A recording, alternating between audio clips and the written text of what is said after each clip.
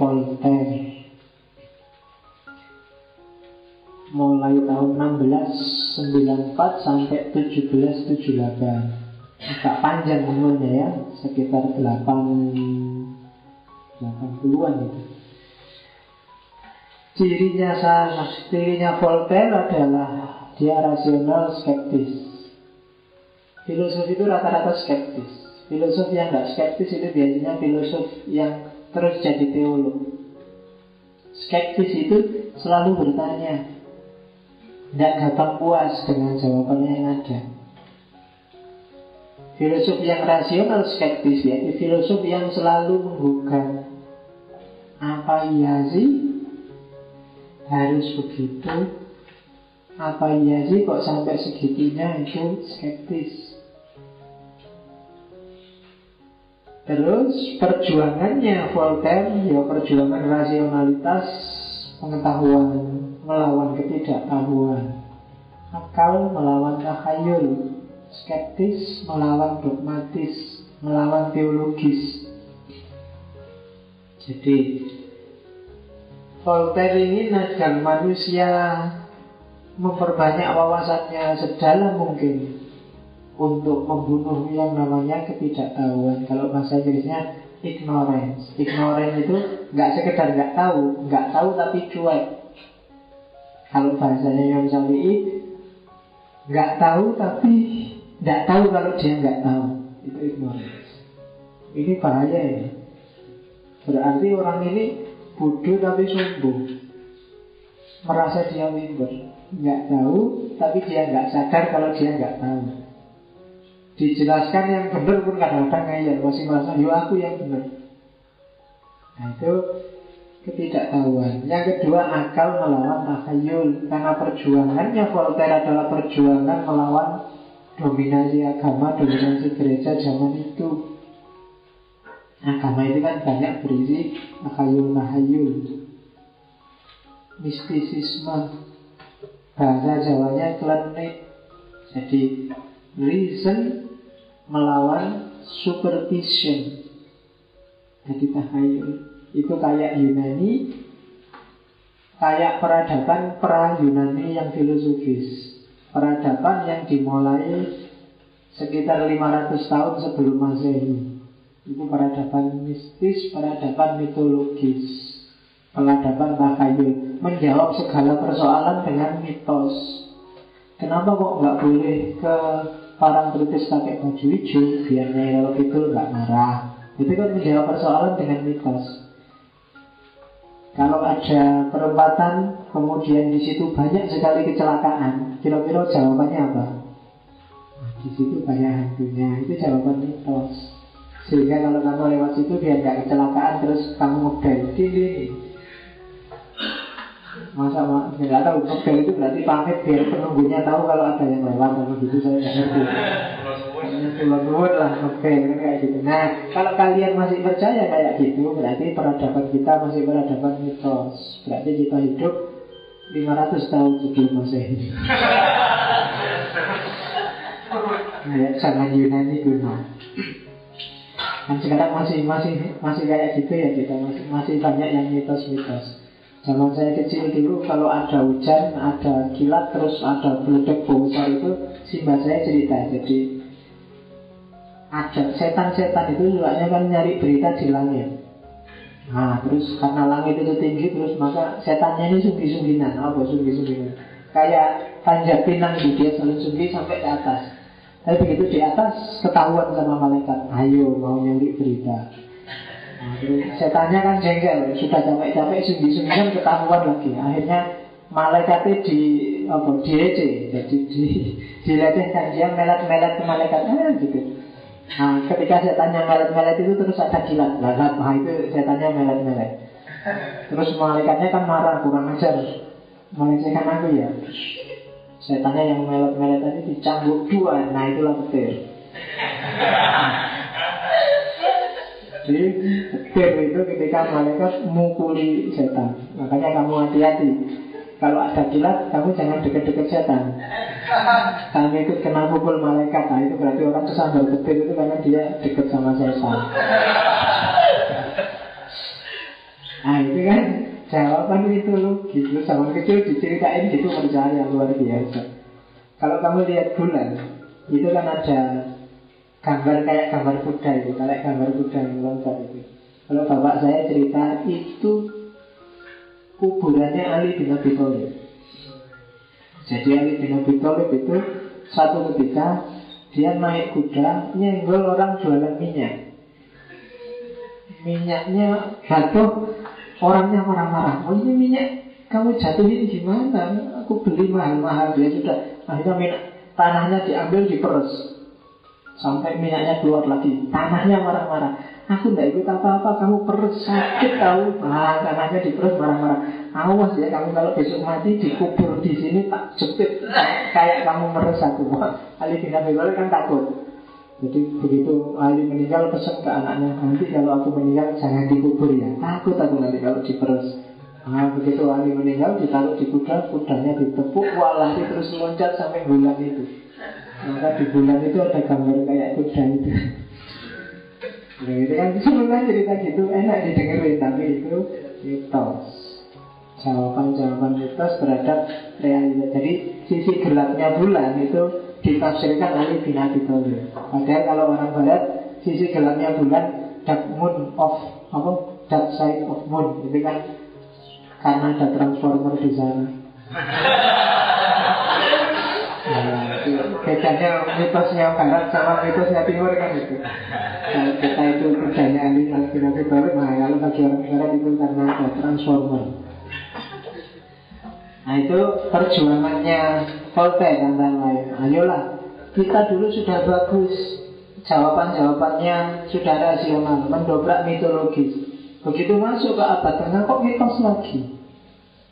Sekarang mitos-mitosnya pakai agama lagi, pakai zat super power namanya Tuhan. Lebih dahsyat lagi, nggak bisa dibantah. Nah, terus dia memperjuangkan pakai akal. Manusia itu dikasih akal kok. Dan yang ketiga skeptis pada dogma. Karena dogma itu mandek, sementara hidup ini dinamis. Dogma mungkin benar tapi tidak selalu relevan. Ini agak susah menjelaskannya. Mungkin benar, bisa ya bisa enggak. Kamu yakin benar ya, tapi relevansinya harus selalu dicari. Karena kebenaran itu kadang-kadang kita sikapi sebagai permanen, sementara hidup kita itu dinamis. Jadi yang mandek, sementara yang dibahas ini adalah yang jalan. Antara yang mandek sama yang jalan harus imbang. Nah itu yang akal harus jalan di situ. Voltaire, kenapa dia terkenal populer luar biasa? Karena dia dalam tulisan-tulisannya sering pakai gaya satir. Satir itu apa ya? Melecehkan satir itu. Semakin untuk menggugah orang itu, terus orangnya jelek, wah kamu cakep itu satir. Ya dia satir pada agama dan fanatisme apapun. Dia satir pada pemerintah, pada kelompok bangsawan. Dia satir pada filosofi optimisme. Jadi filosofi optimisme tadi, bangsanya Rousseau, bangsanya Leibniz itu diketawain oleh Voltaire. Kita lihat nanti belakangan apa sih yang ada di pikirannya Voltaire. Kesini dulu, biar kamu kenal. Itulah wajahnya Voltaire. Nama aslinya François Marie Arouet. Bacanya gitu. Makanya kamu belajar Perancis dikit-dikit. Atau ya, yo, kamu ingat kita aja ucapan tuh, nanti diulang ya. François Marie Arouet namanya. Voltaire itu nama penanya kalau dia nulis. Jangan salah, Voltaire itu, François Marie Arouet itu punya 175 nama pena. Bayangkan ya, berapa jumlah tulisan itu dilihat. Tak tulis semua atribut yang dilekatkan orang pada Voltaire. Dia penulis, dia satiris. Dia satiris itu karena karya-karyanya selalu satir. Sejarawan, banyak tulisannya tentang sejarah. Filosof, kritikus, terutama terhadap gereja. Yang diperjuangkan adalah kebebasan beragama, kebebasan berpendapat, dan pemisahan agama dan negara, sekularisme.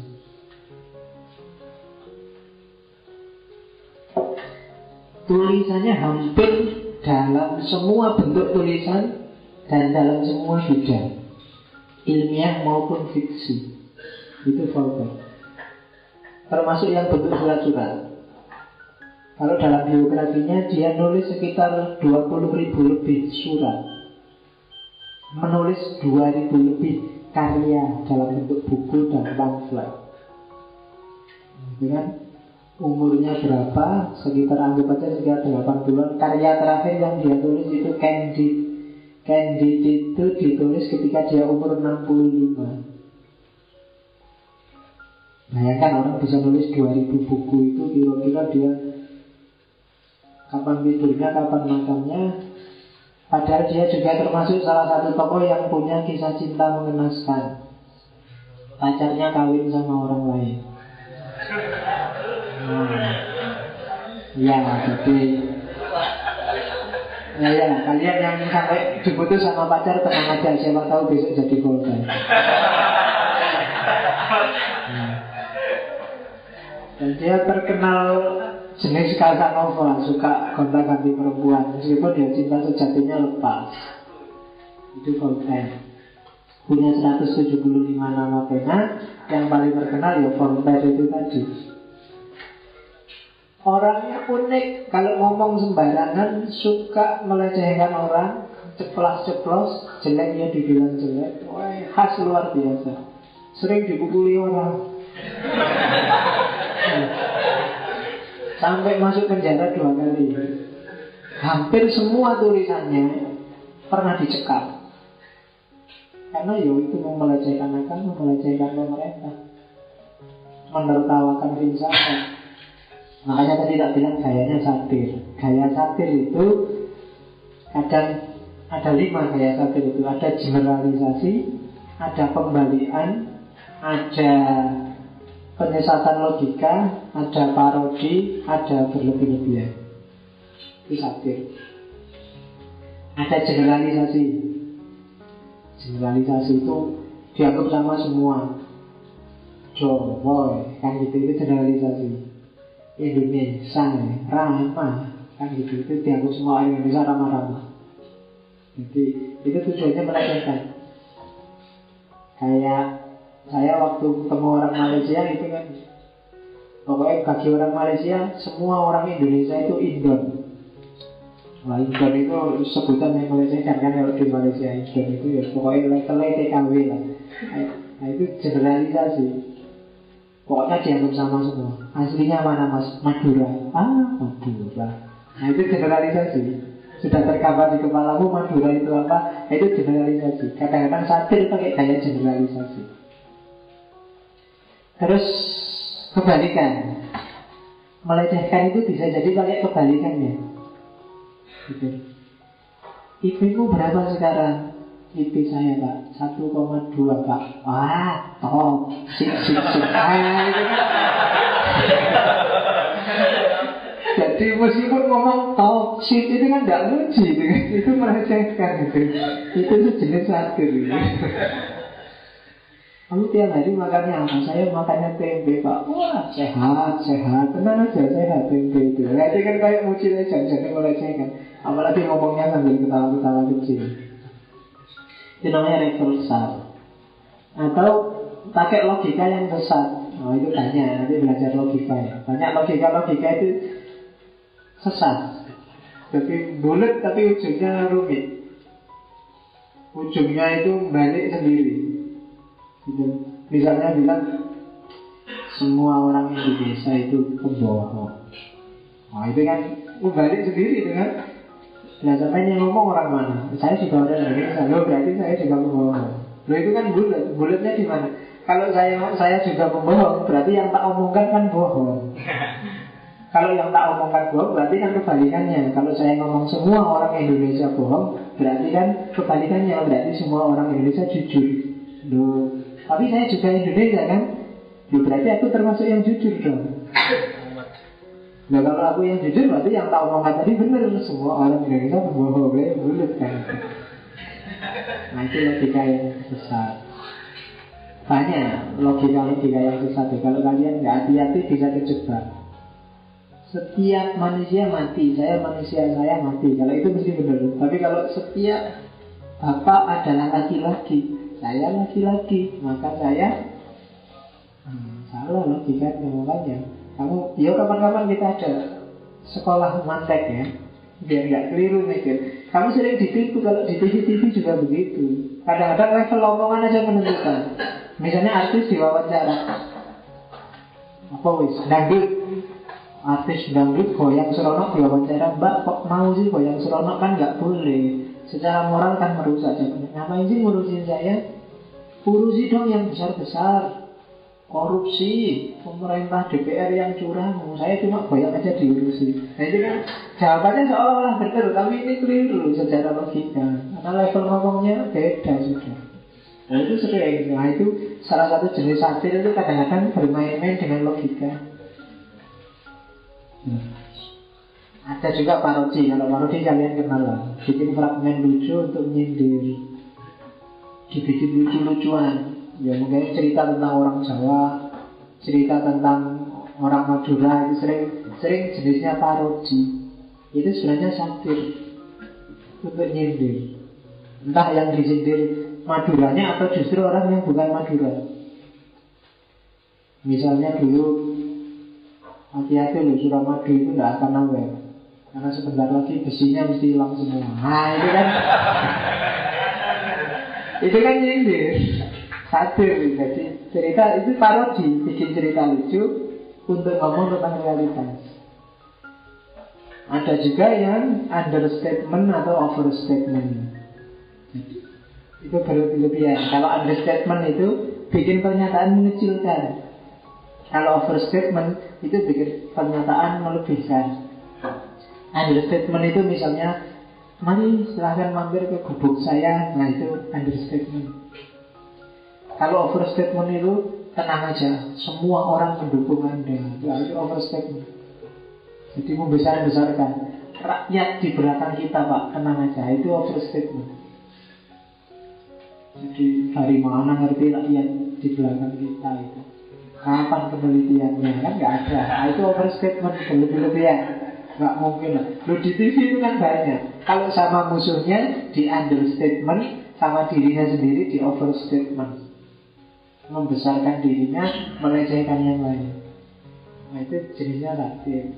Exaggeration, parody, incongruity, reversal, generalization. Yang ngerti sastra pasti ngerti. Dan memang Voltaire ini lebih dikenal di dunia sastra. Meskipun ketika dia masuk ke dunia sastra dimarahi habis-habisan sama orang tuanya. Katanya bapaknya, sastra itu kerjaannya orang yang males. Nanti dia membebani keluarga dan akhirnya mati kelaparan. Jadi jangan mengandalkan pekerjaan jadi sastrawan.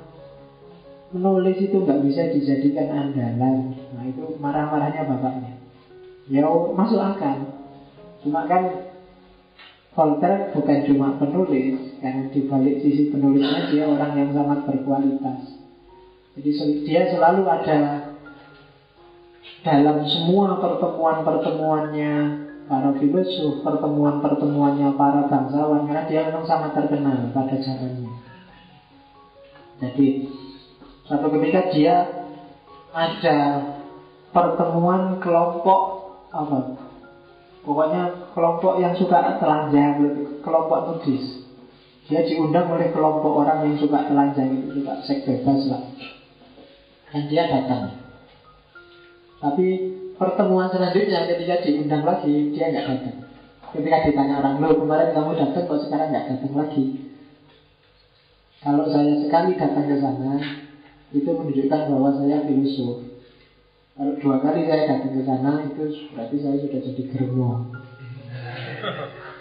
Karena dia ingin tahu, filosof itu kan ingin tahu. Jadi diundang pertama dia datang, pengen ngerti kayak apa sih klub orang yang suka seks bebas itu. Nah, itu datang. Cuma di undang kedua dia nggak ada, dia sudah ngerti. Kalau dia masih datang ke sana ya berarti dia termasuk kelompok mereka. Kan dia awalnya kan cuma ingin meneliti, bukan ingin ikut-ikutan. Makanya dalam agama itu kan laka al-ula wa al-ilas, sani dan seterusnya. Jadi yang pertama itu anugerah, yang selanjutnya jadi dosa. Jadi kalau lihat perempuan jangan cepet-cepet noleh, biar pertama terus. Kalau cepet-cepet noleh sudah jadi kedua sudah nggak boleh. Begitu lihat kamu pantengin terus. Nah, kalau begitu kamu noleh sudah jadi yang kedua sudah nggak boleh. Oke. Yang paling terkenal adalah kanji. Ini bisa kamu cari di internet tapi yang bahasa Inggris. Saya lupa. Karyanya banyak. Yang paling saya ingat dulu di Indonesia yang sempat diterjemah itu judulnya Silugu. Cari ya. Ada juga novelnya yang judulnya Sang Pendeta. Diterjemah The Hermit. Terjemahnya Sang Pendeta. Ini cerita unik. Di bab 20 novel Sang Pendeta ini ada cerita yang persis ceritanya Musa sama Khidir. Karena memang jangan salah ya, Voltaire ini agak anti agama, sangat benci dengan Kristen, tapi satu-satunya agama yang dipuji dan disukai oleh Voltaire adalah Islam. Nanti kita lihat di mana dia sukanya. Meskipun dia sempat nyindir Kristen dengan pinjem cerita Islam. Cerita Nabi Muhammad sama anak angkatnya Zaid, meskipun namanya diganti semua, dan istrinya. Ceritanya agak satir memang, nyindir. Yang tidak ngerti Voltaire mesti dianggap itu melecehkan Islam. Tapi sebenarnya dia yang diserang bukan Islam, karena dia nggak terlalu paham tentang sejarahnya Nabi. Dia hanya ingin nyindir Kristen. Nah itu Voltaire. Saya lupa judul bukunya. Tapi yang jelas dia salah satu filosof yang senang sama Islam. Kalau bagi Voltaire, Islam itu unik. Islam itu care pada umatnya. Buktinya hampir semua hal diurusi oleh Islam. Mulai kamu kencing, kapan caranya kencing, caranya mandi, caranya kawin, caranya itu dibahas oleh Islam. Itu Voltaire senang. Itu berarti sangat peduli pada umatnya. Apa aja diatur.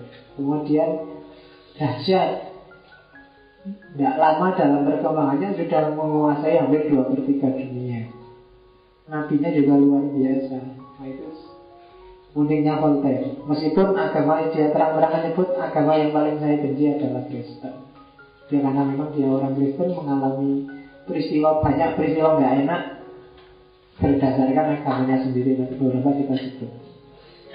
Yang paling terkenal dari karyanya Candide. Candide ini novel yang tak bilang tadi ditulis saat dia umur 65 tahun. Nulisnya hanya dalam waktu 3 hari. Nah, ya kan? 3 hari nulis novel dan isinya dahsyat luar biasa.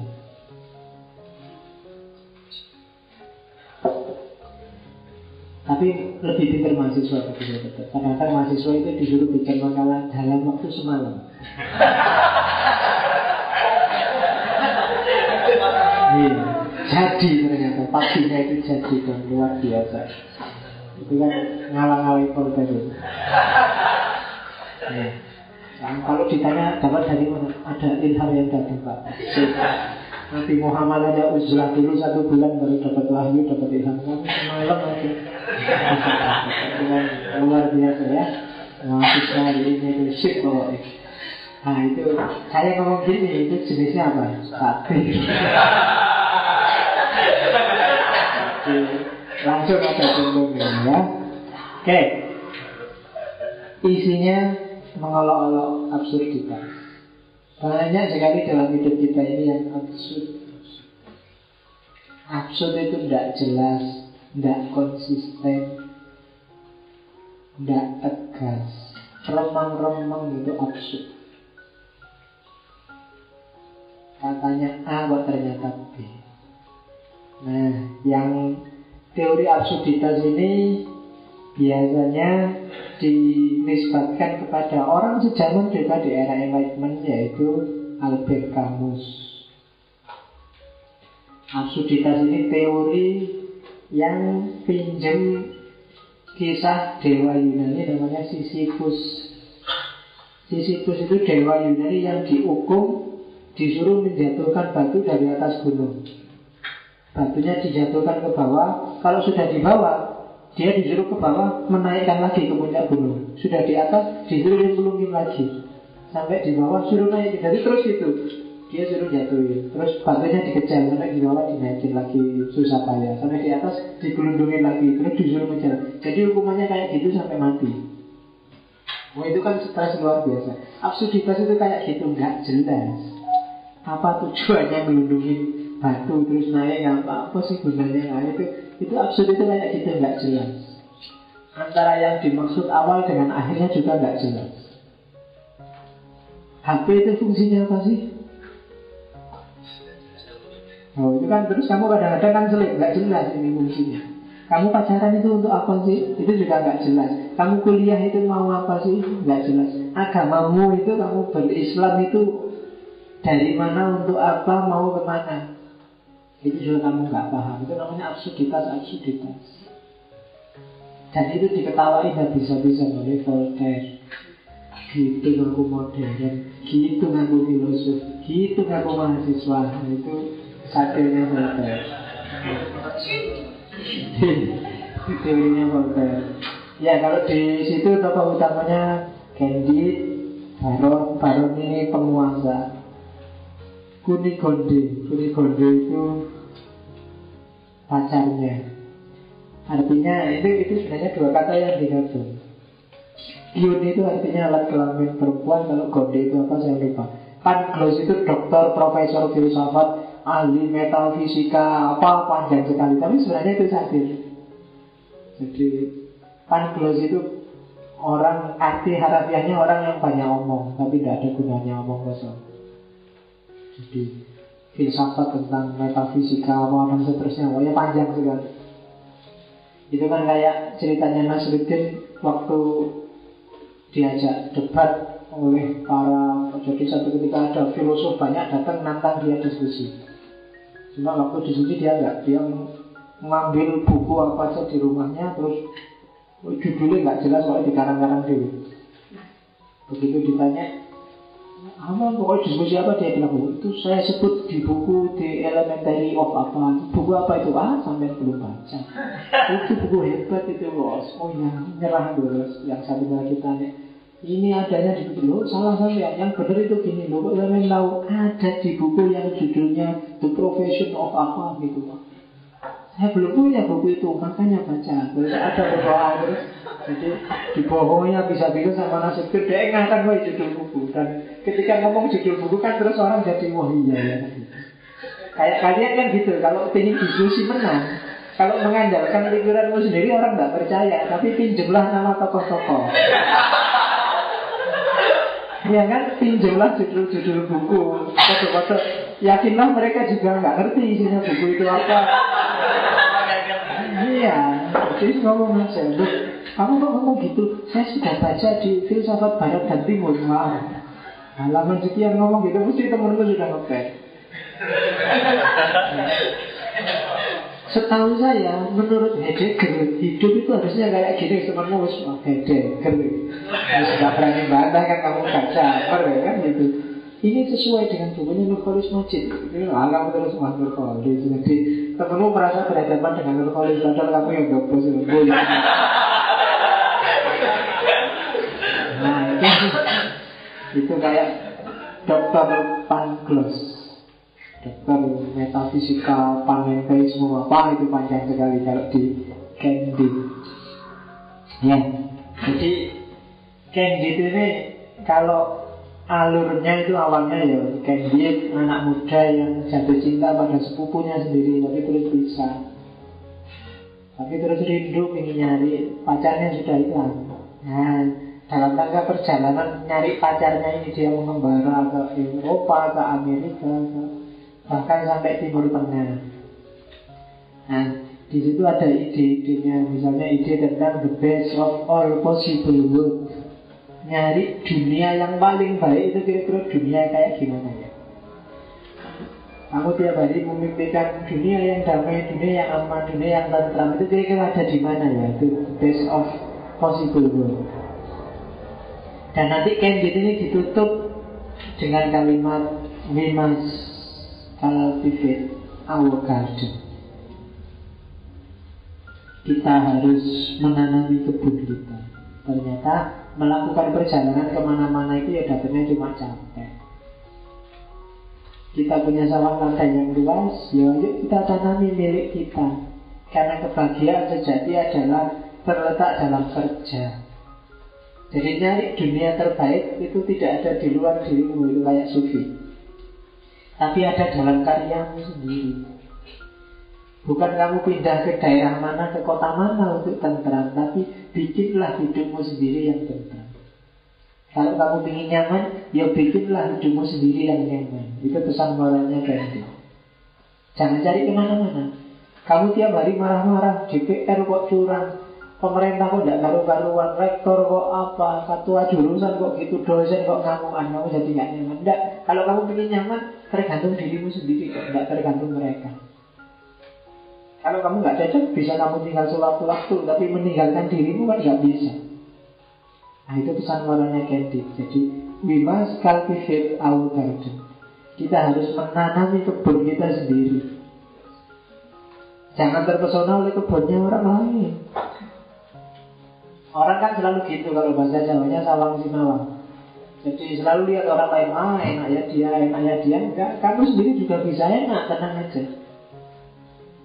Kamu nggak punya pacar, kamu jomblo. Temenmu punya pacar, kamu enak ya yang punya pacar. Enggak, tenang aja. Wong yang punya pacar juga bilang enak kamu jomblo. Kamu masih bisa cari-cari yang lebih dahsyat. Kamu nyantai, nggak ada yang nyuruh apa, nggak kehilangan banyak pulsa, nggak kehilangan gitu. Ya kan, jadi tenang aja. Kamu tanami kebunmu sendiri, nikmati sendiri. Jangan terpesona oleh kebunnya orang lain. Itu yang menurut saya kenapa Indonesia susah sekali bangkit. Karena Indonesia tidak menanami kebunnya sendiri. Dia terpesona oleh lain-lain. Melihat ke barat, melihat ke timur, melihat tidak. Sudah kita tanami sesuai kekuatan kita. Angan-angan pikiran kita terlalu jauh keluar. Padahal di dalam sini sudah ada. Dalam agama itu kan kayak tasawuf kan. Tasawuf itu cari Tuhan di mana-mana, akhirnya ketemu juga. Sampai ke Mekah, sampai kemana nggak ketemu. Ternyata ketemunya di dalam diri. Karena yang bisa nemu itu kan dirimu sendiri. Yang bisa merasa puas sudah ketemu kan juga dirimu. Jadi adanya ke dalam, tidak keluar. Oke, itu karya Candid. Tema-tema di Candid itu yang diketawain itu. Filsafat yang sia-sia. Filsafat yang ngomong kosong. Ngomong gak jelas, ngalor ngidul. Ini jadi masuk akal sih, tapi gak ada gunanya. Itu kan yang dikritikan oleh modern pada paradigma skolastik era pertengahan. Mikir aneh-aneh tentang Tuhan, tentang metafisika, tapi hidupnya sendiri sumpek. Uang gak punya, makan minta-minta, itu sia-sia ngapain. Jadi filsafat banyak yang sia-sia, banyak yang berakhir di omong kosong. Dan itu yang coba ditabrak oleh paradigma modern yang cenderung pragmatis. Sudahlah, gak usah mikir tinggi-tinggi. Makanya metafisika itu dalam paradigma modern disebut meaningless. Meaningless itu bukan berarti kok keliru, tapi gak ada maknanya, gak ada artinya. Kamu debat mati-matian, besok kita bisa melihat Tuhan apa enggak ya di surga, sampai gegeran. Gunanya apa terus? Kan nggak ada secara nyata itu. Bisa melihat atau nggak bisa melihat itu monggolah terserah Allah. Kita hidup sekarang itu yang kita pikir. Tapi yang kan dulu sibuk itu yang disebut filsafat, mikir yang aneh-aneh. Ada nggak ya akal dunia? Ada nggak ya metafisika? Ini kan aneh-aneh. Sudahlah, mikir yang kelihatan. Itu sia-sianya filsafat. Yang kedua, munafiknya agama. agama itu ada untuk perdamaian, biar manusia hidupnya tentram, biar mengenal spiritualitas. Tapi dalam realitasnya kebalikannya. Justru hampir semua bencana, hampir semua nestapa peradabannya manusia sumbernya ada dari agama. Karakternya dualistik, ya kan? Ada rame-rame, ada gegeran, ya selalu agama. Perang salib itu berapa abad? Nggak cuma antar agama, sesama agama beda kelompok juga tawuran. Kadang-kadang sama agama, sama-sama kelompoknya, podo Indonesia, podo Muhammadiyah, beda partai, tawuran. Sesama partai, sesama kelompok, sesama agama, nggak ada apa-apa ya tawuran terus pecah. Jadi agama karakternya tidak jelas. Kalau bahasanya Voltaire ya hipokrisi, munafik katanya orientasinya Tuhan, ternyata yang punya kepentingannya sendiri-sendiri, keinginannya sendiri-sendiri. Ternyata yang dibela mati-matian pikirannya sendiri, kebenarannya sendiri, Islam versinya sendiri. Itu yang kedua. Yang ketiga, kekuatan uang yang merusak. Voltaire memang agak anti uang, mungkin karena dia sudah kaya. Orang yang bisa anti uang itu biasanya karena dia sudah kaya. Yang belum kaya mesti uang aja nggak punya, mau dianti apanya. Itu ekonomi.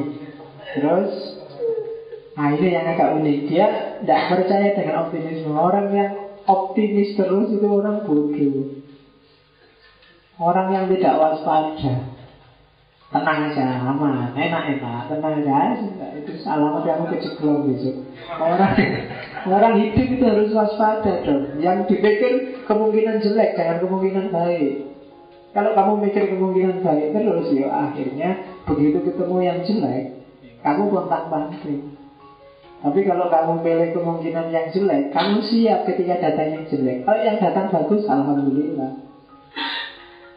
Jarang orang tidak siap sukses. Hampir semua orang siap untuk sukses, siap untuk kaya, siap untuk enak. Yang sering bikin nggak siap kan miskin, nggak enak, supek itu orang nggak siap. Nah, maka ini yang kamu siapkan. Gimana caranya aku siap untuk tidak sukses? Itu yang susah. Jadi bodoh kalau kamu disuruh kita berpikir positif aja. Untuk yang enak-enak itu kita nggak usah berpikir, otomatis siap kok. Yang negatif-negatif itu kita yang tidak siap, maka ayo kita siapkan. Nah itu cara berpikirnya Voltaire. Jadi kalau ada yang masih sudahlah kita berpikir positif aja. Loh sudah, kalau berpikir positif kita aman. Yang susah itu kita berpikir negatif. Nanti jangan-jangan di sana kedinginan, akhirnya kamu bawa selimut.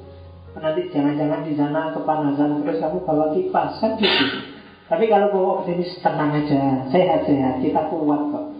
Cuaca kayak apapun sih, akhirnya selesai kan? Jadi, ini nggak enak nasihatnya Voltaire. Jangan optimis ya. Jadi, siapkan untuk kemungkinan yang jelek-jelek. Katanya siapa sih manusia yang alami terus sukses? Banyak orang yang alami yang natural juga sumpah. Juga hidupnya pening juga enggak. Tenang aja lah, nggak bisa kita tenang aja. Harus was-was terus, harus curiga terus, harus waspada terus. Nah, itu maunya Voltaire. Dengan begini hidup itu berkembang. Ya kan? Hidup jangan takut konflik. Kalau nggak ada konflik, hidup ini nggak berkembang. Di level apapun, hidupmu akan mandek kalau nggak ada konflik. Ya kan? Konflik antara ilmumu yang lama dengan fenomena masa kini melahirkan ilmu baru. Kalau nggak kamu tabrakan, nggak kamu konflikkan, nggak akan lahir apa-apa. Ya kayak kamu misalnya pengalaman sudah lama naksir, nggak kamu tembak-tembak karena takut ditolak. Itu namanya takut konflik. Ya kan? Kalau kamu takut konflik, nggak akan ada perkembangan.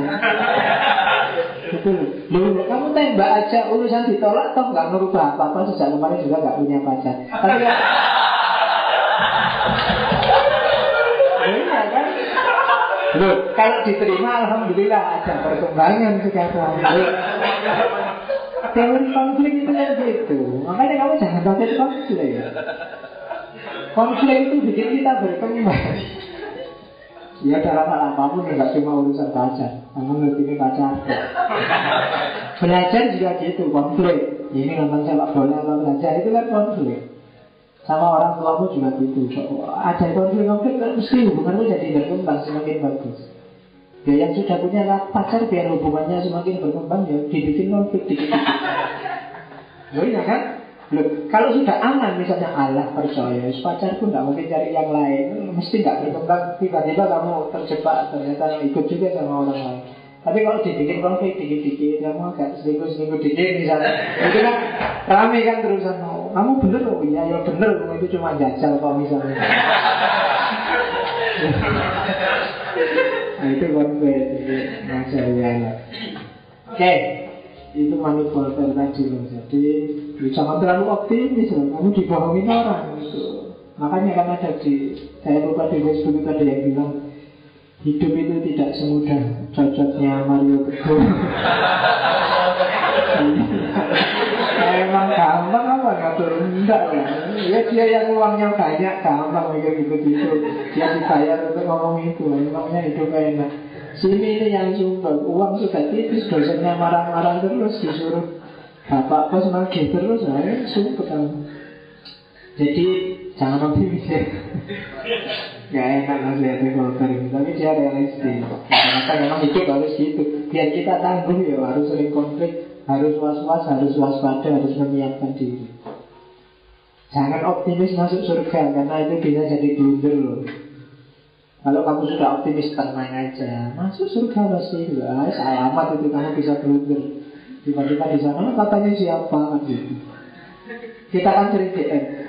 Ternyata Allah itu sayang sekali padaku ya. Saya buatinya tiba-tiba Allah bilang katanya siapa. Ya kan, kamu GR duluan. Jangan Allah nanti bilang gitu loh, kamu ke-GR-an aja. Enggak, saya nggak harus ada. Aku sebel aja ya kebetulan saya begitu. Sopo ngerti. Oke.